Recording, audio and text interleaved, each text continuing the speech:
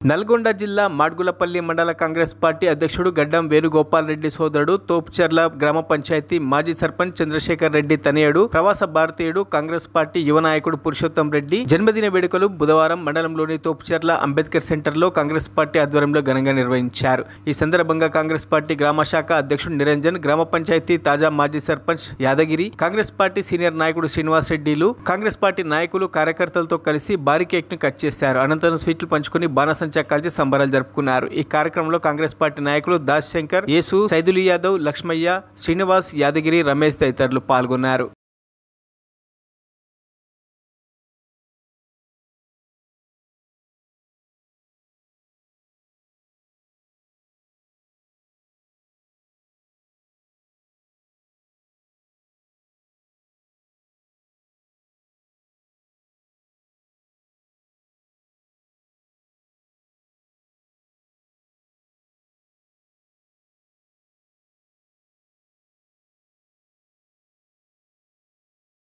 మరిన్ని అప్డేట్స్ కోసం మా ఛానల్ని సబ్స్క్రైబ్ చేయండి।